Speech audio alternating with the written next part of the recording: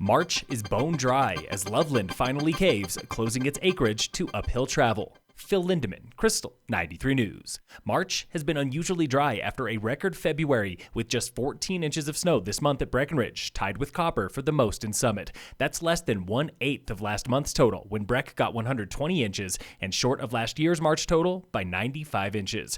And yet snowpack remains healthy in the Colorado River Basin at 114% of average today. Hoosier Pass is 125%, Fremont Pass 116%. Uphill access is now closed at all ski areas along I-70. Loveland made the tough call this morning, closing 1,800 acres of inbound terrain to uphill travel after a wild weekend when hundreds, if not thousands, swarmed US 6 and Loveland Pass. Local State Patrol Captain Jared Rapp. We'd love to keep these areas open for people to go out and recreate in during these social distancing orders, but we have to be able to have cooperation to do it safely, and we can't have people dying on our roads. Access at Loveland Ski Area remains closed for the duration of the governor's public health order through April 6th at least, while the Summit Daily reports national forest officials have not closed forest access. The biggest issue there is overcrowding at trailheads, enforced by local sheriff's deputies. A 58-year-old Colorado man has died on the western slope searching for fabled and possibly fake buried treasure. Multiple agencies report the man died in Dinosaur National Monument near the Utah border. He was found last Saturday, about 1 mile from his abandoned snowmobile in steep, craggy terrain, likely killed on accident. An unnamed 65-year-old Thornton man was with him, both hunting for a $2 million treasure buried by author Forrest Fenn. At least 4 other people have died on the hunt since 2010, and the treasure remains hidden.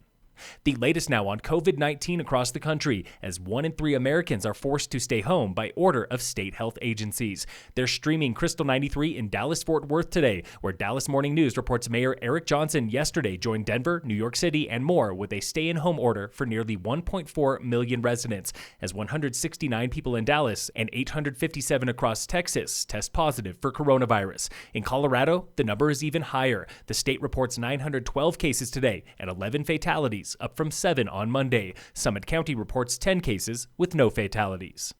And now a headline from the COVID-19 Twilight Zone, where Madonna went on a coronavirus-themed rant on Instagram this Monday while posing nude in her bathtub. She calls COVID the great equalizer, saying it doesn't care if you are rich, famous, funny, or talented, and that is what makes it both terrible and great. Around the same time, singer Cardi B drew backlash for claiming celebrities are getting paid to say they test positive, to which 6 celebrities like Idris Elba said, quote, "Such stupidness. I don't even understand the logic." Avalanche danger is moderate again today in the Summit Eagle County zone. Your problem is wind slab on north through southeast aspects at and above tree line. A snowboarder was caught, carried, and seriously injured in a backcountry slide near the town of Ophir yesterday, just south of Telluride in the San Juans. He was riding a northwest-facing slope where snow broke to the ground. Photos show he was the 2nd or 3rd person on that terrain when it released. And in local sports, brought to you by Wilderness Sports in Dillon, the statewide high school sports shutdown continues, including prep sports and all extracurricular clubs. Students could return to classrooms by Tuesday, April 17th, if the governor's office does not extend the closure. Spring sports would return April 18th. Phil Lindeman, Krystal, 93 News.